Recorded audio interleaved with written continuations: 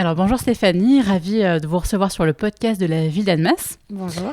Alors vous êtes meilleur ouvrier de France 2019 en coiffure et vous êtes la propriétaire gérante du salon de coiffure Viva la vie à Annemasse.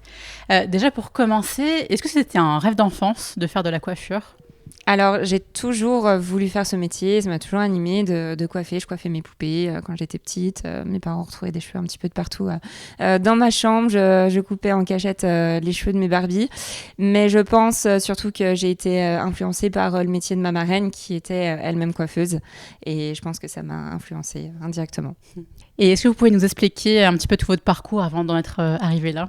Alors, mon parcours, il est simple. C'était un parcours classique d'apprentissage avec un CAP qui a été effectué chez Christian Morel à Saint-Julien-en-Genevois. Ensuite, un brevet professionnel sur 2 ans dans ce salon. Donc, c'était à l'époque avec Martine Germain, qui était propriétaire. Et ensuite, j'ai continué pour faire mon brevet de maîtrise à Annecy, à la Chambre des métiers, pour obtenir le titre de maître artisan. Ça, c'était en 2011. Et ensuite, j'ai continué dans la maison de Sanche Paris pendant 7 ans. Et sur Annemasse et ensuite à Genève, avec des formations sur Paris, pour ensuite, après, venir me réinstaller ici en 2016. Alors Stéphanie, donc vous aimez la compétition, vous décrochez le titre de maître artisan en 2011, vous devenez également vice-championne d'Europe en 2016 et championne du monde en 2017. En 2019, vous devenez meilleure ouvrier de France. Qu'est-ce qui vous a motivé à participer à ce concours et déjà, est-ce que vous pouvez nous expliquer un petit peu en quoi ça consiste ce concours ? Alors, qu'est-ce qui m'a motivée à faire ce concours ? Déjà, c'est la passion de la compétition. Ça m'a toujours rythmée dans ma vie, donc déjà depuis mon plus jeune âge parce que j'ai fait des compétitions dans le sport, donc notamment en judo. J'en ai fait pendant 20 ans. Donc j'ai toujours aimé ça et donc quand il est venu le temps des concours en coiffure, j'ai tout de suite accroché. J'ai participé aux concours nationaux, après internationaux. Et je me suis dit, il manque quelque chose. C'était ce concours de meilleur ouvrier de France. Et je me suis dit, allez, go, c'est le moment, il faut y aller. Et je me suis inscrite du coup en 2019.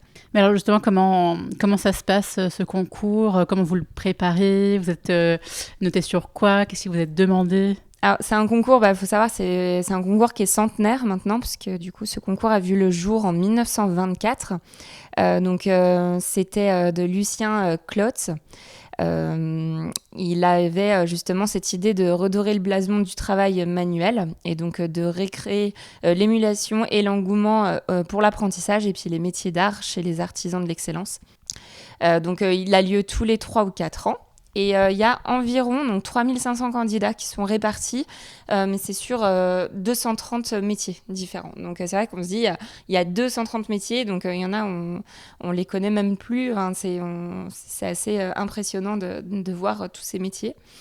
Et donc depuis le début de ce concours, il y a eu 9347 candidats qui ont décroché la médaille. Ok, donc c'est un concours assez conséquent. Oui, effectivement. C'est vraiment atteindre l'excellence et puis c'est vraiment une grande épreuve professionnelle. Et donc alors ça se passait où et qu'est-ce que vous avez dû réaliser pour ce concours ? Alors pour moi, ça a été en 2019 que j'ai décidé justement de tenter l'aventure. Mais il y a eu forcément l'épisode Covid qui a retardé les échéances. Du coup, ça m'a permis, moi, de m'entraîner, de prendre un peu plus de temps pour pouvoir m'entraîner ici au salon. J'ai pu rencontrer d'autres meilleurs ouvriers de France. Donc, je suis partie un petit peu partout en France pour pouvoir m'entraîner avec eux donc, les week-ends, donc, notamment sur Lyon et sur Roanne, avec des entraîneurs qui m'ont suivi tout le long de ma préparation. Et ensuite, la première sélection, c'était à Nanterre, en septembre 2022. Donc, faut savoir, au début, on était 67 inscrits en coiffure. Et à cause, justement, du Covid, on a été 30 à se présenter. Et sur les 30 qui se sont présentés, on a été 11 sélectionnés pour la finale. Okay. Et donc, cette finale a eu lieu à Lille en avril 2023. Donc, ça va bientôt faire 2 ans, ça passe très vite. Et donc, on a été 5 lauréats. Et donc, qu'est-ce que vous avez dû réaliser le jour J du concours? Alors pour la finale, j'ai dû réaliser sur modèle homme une coupe homme plus barbe. Fallait sélectionner sur 3 modèles différents. Fallait qu'on réalise à l'identique la coupe et la barbe. Ensuite, une couleur et coupe transformation sur modèle. Sur donc plusieurs heures qu'on avait. Donc il y avait les photos avant et après. Nous avions la coiffure de mariée, qui est ma petite, voilà, ma partie préférée. Et ensuite, la coiffure artistique, c'était comme ils appellent le chef-d'œuvre, il y a forcément une pièce maîtresse au meilleur oreiller de France en finale. Et c'était cette coiffure artistique. Donc, il fallait qu'on choisisse un thème avec des photos qui étaient prises en amont et on devait réaliser exactement la même coiffure. Ok. Et le jury était composé de quel type de personnes? Alors, essentiellement de meilleurs ouvriers de France, mais aussi des coiffeurs qui sont spécialisés dans certains domaines, que ce soit coiffeur homme ou coiffeur femme en attache ou des coloristes. Et depuis que vous avez le titre, vous avez vu comment dire, une augmentation de la fréquentation du salon, par exemple? Oui, alors on a déjà nos clientes fidèles depuis plusieurs années au salon qui sont toujours présentes et de nouvelles clientes qui ont passé la porte du salon. Et c'est vraiment un plaisir justement de rencontrer des nouvelles têtes, des nouveaux clients. Et vous avez aussi un rôle, j'imagine, dans la transmission du savoir-faire aux nouvelles générations. Vous êtes formatrice, il me semble. Alors oui, je suis formatrice, je l'étais déjà avant, mais j'ai encore plus de plaisir maintenant depuis le titre de pouvoir justement transmettre tout mon savoir-faire. Donc c'est des formations sur tout ce qui est coupe, coiffage, chignon, coiffure de mariée, coiffure événementielle. Et je pars donc dans plusieurs régions, partout en France, pour aller former donc, les jeunes et les moins jeunes. Donc c'est des apprentis ou alors du perfectionnement pour plusieurs salons. Et alors, dans la coiffure, il y a aussi des tendances comme dans la mode. Comment vous restez au courant des dernières tendances en termes de coiffure? Alors le salon, tout le salon, toute l'équipe qui m'accompagne, on part en formation 2 fois par an. À Lyon pour tout ce qui est formation aux nouvelles tendances. Donc coupe, couleur, les nouveautés sur les produits. Donc c'est très important de rester justement à la page et informé de tout ce qui se fait pendant la saison. Et alors pour 2025, c'est quoi les dernières tendances? Alors là, on est vraiment dans tout ce qui est les beaux marrons. Là, c'est vraiment en tout début là, pour la fin de l'hiver.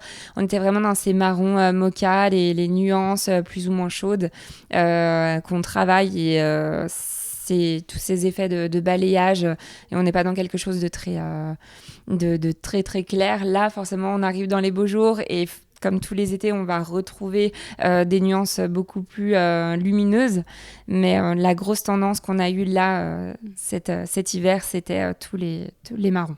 Alors, en janvier dernier, vous avez été invité en tant que meilleure ouvrière de France, en MOF, comme on dit, à l'Élysée, à partager la galette républicaine. Est-ce que vous pouvez nous raconter en 2-3 mots cette expérience? C'était un début d'année inopiné parce qu'on a été prévenus 3 jours avant, donc c'était très short. C'était très short, mais c'était vraiment un super moment. On l'attendait depuis un moment parce qu'on était censé y aller. C'était prévu pour clôturer justement cette édition des MOF pour pouvoir commencer la nouvelle qui a commencé là ce mois. C'était un super moment, donc déjà un lieu qui était qui est magnifique. Et puis, se retrouver avec tous les autres MOF de l'édition, de tous les métiers confondus, c'était très agréable. Plus récemment, vous avez reçu le prix Ambassadeur 2025, début mars à Châteaurouge. Qu'est-ce que ce prix signifie pour vous? Alors, les ambassadeurs, c'était un honneur pour moi d'être invitée et puis d'avoir été récompensée en tant qu'acteur de la ville. Parce qu'en plus de ça, j'ai commencé dans cette ville, j'ai appris mon métier et j'ai repris justement mon commerce il y a quelques années maintenant. Donc c'était vraiment une super soirée qui avait été organisée par Annemasse et c'était un très bon moment. On a pu aussi rencontrer d'autres personnes, d'autres commerçants et puis les associations que je ne connaissais pas. Donc c'était vraiment très enrichissant. Alors je le disais tout à l'heure, vous êtes la propriétaire gérante du salon Viva la Vie à Annemasse. Est-ce que vous avez des projets futurs, donc à la fois pour le salon et puis peut-être plus généralement pour votre carrière? Alors là, oui, 2025 est une grosse année pour le salon parce que j'ai prévu justement des rénovations au salon. Donc on va de redonner un petit coup de frais justement au salon. Donc il y en a besoin parce que ça n'a pas été fait depuis que j'ai repris le salon.